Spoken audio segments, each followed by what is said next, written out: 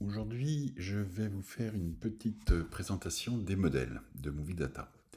Alors, pour aller dans les modèles, on va aller dans Outils modèles. Une liste des modèles s'affiche. Donc voilà, il y a déjà, ça c'est les modèles qui sont présents dans le Movie Init de Movie Data. Donc je vais vous présenter déjà un premier modèle qui s'appuie sur un traitement de texte. Donc pour ça, le mieux c'est d'aller dans un modèle de dépouillement. Alors juste une petite présentation des différents outils. Après, j'irai directement dans un modèle un peu déjà fabriqué. Pour y voir, on ne va pas passer toute la, toute la démo. Il faut lui donner un petit nom à ce modèle. Donc, on va l'appeler dépouillement, par exemple, puisque c'est un modèle de dépouillement, mais un modèle de dépouillement simple. Simplifié, simple. Voilà. Donc je donne un nom, et puis donc je me retrouve dans mon traitement de texte, d'accord. Alors déjà je peux aller me mettre ici pour accéder à ma barre de menu. On va agrandir un petit peu pour y voir bien clair, voilà.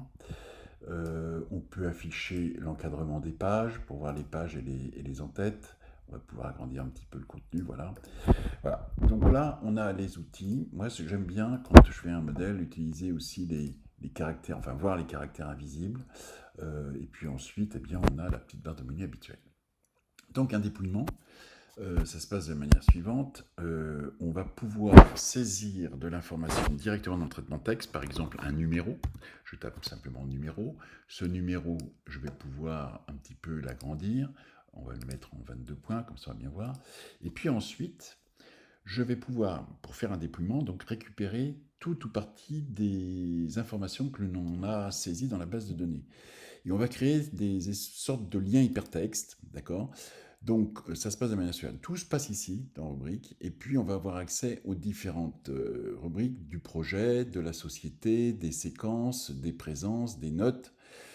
Et surtout, si on voulait récupérer, ça c'est pas inintéressant, si on voulait partir, importer une feuille un modèle de dépouillement d'un autre film ou d'une société de production ou autre, ce qu'il faudrait faire, ça serait, ou d'un autre projet, il faudrait supprimer toutes les rubriques pour pas qu'il y ait d'incompatibilité avec notre modèle. C'est-à-dire que même si ça sortait d'un autre projet Movie Data, vous avez peut-être entre les deux projets changé des paramètres, changé des catégories d'éléments, changé des valeurs qui font que ça ne fonctionnerait pas. Donc quand on part d'un modèle existant, quand on importe un modèle existant, n'oubliez pas, première chose à faire, supprimer les rubriques afin de pouvoir bien nettoyer tout ce qu'il faut. Donc là, bon, voilà l'exemple, hein, si je dois mettre ici un numéro de séquence, donc je vais dans séquence et je vais mettre le numéro de la séquence, et donc le lien hypertexte s'affiche là. Après, si je veux mettre ici en dessous, toujours dans les séquences, le décor, sous-décor, et ainsi de suite, et je vais aller nourrir des choses comme ça. D'accord. Donc ça, c'est quand on part d'une page blanche. Donc, je vais annuler, ça n'a aucun intérêt. Si je partais d'un modèle existant de dépouillement, on va aller voir, par exemple, un dépouillement général ici, recommandation, c'est tout de suite d'aller le dupliquer. Parce que si vous cassez un modèle quand vous êtes dans Movie Data, vous n'aurez plus la possibilité de réimporter à partir d'une autre base ou d'un Movie Init. Donc faites attention, privilégiez le dupliquer, comme ça au moins vous êtes sûr de ne pas faire de bêtises. Alors, on a déjà une espèce de matrice. Alors voilà, hein, ce que j'étais en train d'illustrer là. Enfin, je vais vouloir illustrer ce que j'étais en train de dire à l'instant, c'est de se dire, récupère un modèle et à la limite.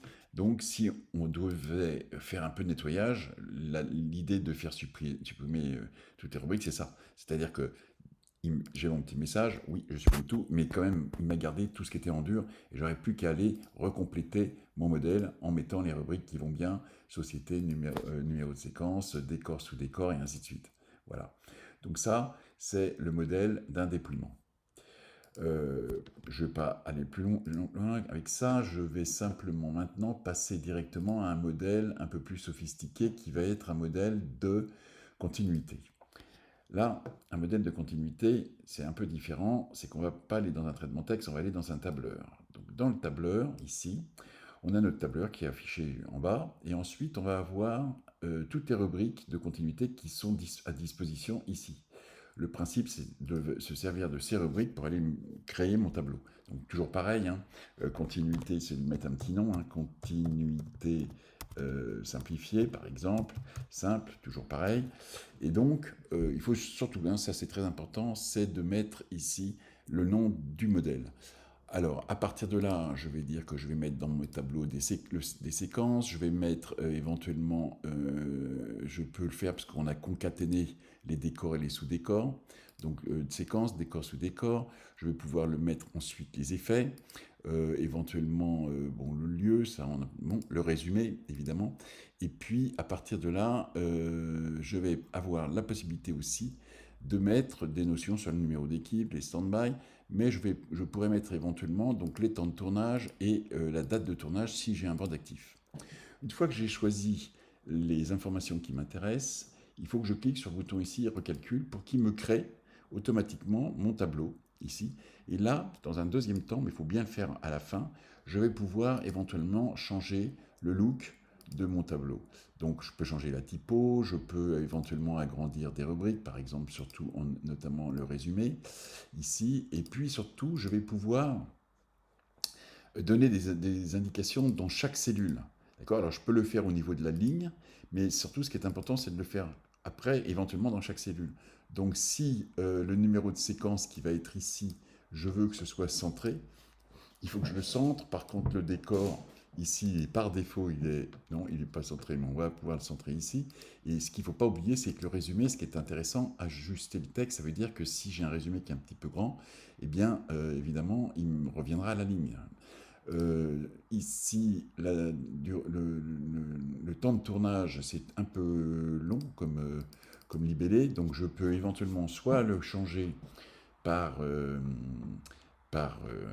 un autre libellé, hein, je peux retaper ici, et puis surtout sur le Mac, on a la possibilité maintenant, il ne faut pas l'oublier, de jouer avec les emojis, donc ça donne un petit côté, un peu plus sympathique. Voilà, et puis bah, par exemple, le temps de tournage, je vais mettre un petit réveil, ou je vais mettre un petit clap, ou je vais mettre un petit emoji. À vous de choisir ce qui se rapproche le plus. Moi, le petit réveil, il me paraît pas mal. Voilà. Donc, alors, je vais quand même juste agrandir là, et puis la date, pareil. Pour mettre la date ici de tournage, je peux très bien aller la remplacer, cette date, aussi par exemple ce petit emoji là, Zoop, emoji symbole, voilà mon petit calendrier, je dois avoir un petit calendrier qui se promène quelque part par là, il est là, voilà, Zoop, et c'est tout bon. Voilà, alors une fois qu'on a fait cette petite mise en page, etc., on peut aller voir ce que ça donne, hein. Alors je n'ai pas montré tout à l'heure, juste à l'instant, le déploiement pour voir aussi à quoi ça peut ressembler, mais donc je vais valider ce modèle, et puis on va faire deux choses, on va faire le déploiement et la continuité, et je ferai un autre tuto sur les autres modèles. Donc je vais aller, comme on a les deux concernent le déploiement, je vais quand même m'assurer que j'ai des dates sur ce projet. Ah non, j'ai pas de date, bon bah je vais faire, tant pis, on n'aura pas de date. Donc pour commencer, si je voulais voir un peu à quoi ressemblait un déploiement, alors toutes les éditions dans Movie Data, ça se passe toujours quand on est dans une liste, que ce soit dans les adresses, dans les éléments ou dans les séquences, dans le déploiement, c'est toujours ici, à ce niveau-là, édition. C'est une fois qu'on a cliqué sur édition qu'on va choisir le type d'édition. Donc là, on va d'abord commencer par déploiement mes modèles, et OK. À partir de ce moment-là, il me propose une liste de tous les modèles que j'ai pu me fabriquer. Je vais me prendre un petit déploiement général comme ça, voilà. Et donc, ce que l'on peut voir, c'est que en fonction de notre modèle, il va nourrir ici, pour chaque séquence, tout le contenu de mes présences, de mes notes, de mes résumés, et ainsi de suite. Voilà, c'est aussi simple que ça. Donc on peut switcher sur celui-là. Si je veux en voir un autre vite fait de déploiement, je retourne ici. Je vais faire toujours déploiement mes modèles. Et puis, on va voir celui-là, je crois que c'est le General 2, il a peut-être un peu une autre tête, voilà. Donc là, ça serait plutôt mis dans des tableaux. Après, il y en a qui préfèrent l'avoir en liste, il y en a qui préfèrent les organiser dans des tableaux. Bon, à voir après le contenu, d'accord? Tout ça, c'est en fonction des propres modèles que vous avez décidé de faire. Ça, ce sont donc des modèles pour le déploiement. Et maintenant, on va voir un modèle pour les continuités. Donc, je fais toujours édition, je vais faire continuité mes modèles, et puis je vais appeler mon petit modèle que je me suis fabriqué à l'instant, qui s'appelait continuité simple. Voilà. Alors l'avantage de ça, c'est que en réalité, dans les continuités, vous n'avez pas besoin de dire tiens, je vais faire une continuité pour les rôles, une continuité pour la figure, une continuité pour les accessoires, etc. Vous choisissez à la volée, au moment où vous faites votre continuité, les départements que vous voulez faire apparaître dedans, les présences que vous voulez faire apparaître dedans. Donc si je fais une continuité rôle, par exemple musicien, et puis éventuellement je vais rajouter les costumes, comme ça ici, voilà, je le fais au moment où je suis en train de le faire. Et puis, je pourrais associer des notes. Donc, je ne sais pas, je suis pas certain d'avoir des notes, mais je vais mettre une note mise en scène, éventuellement une note interprétation, on verra bien.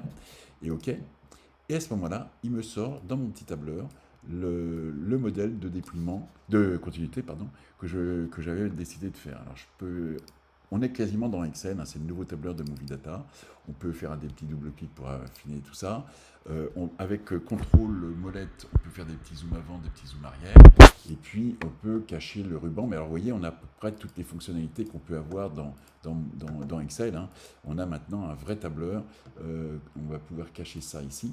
Et toute dernière nouveauté, quand même, qui est très intéressante dans Movie Data, c'est que, je ne vous en ai pas parlé encore, c'est qu'on peut paramétrer des codes SMTP et tous les documents, que ce soit des exports ou tous les tableaux ou la feuille de service ou les documents, quand on clique sur cette petite icône, on accède directement à le petit formulaire qui est là, qui permet d'une part d'avoir exporté le fichier sous Excel.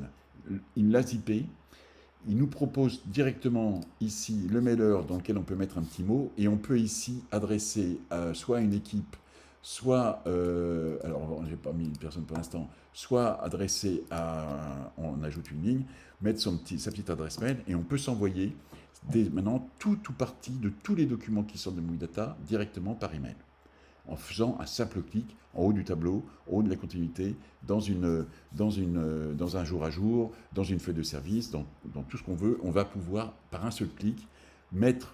Alors, de temps en temps, on a ici dans le corps du mail, par exemple, je vais vous montrer sur la continuité, un jour à jour pour un comédien, par exemple, où on met un petit mot ici, et puis systématiquement, ça exporte soit sous Word, soit sous Excel, ça le zip en pièce jointe, et puis évidemment, parfois, vous l'avez aussi dans le corps du mail.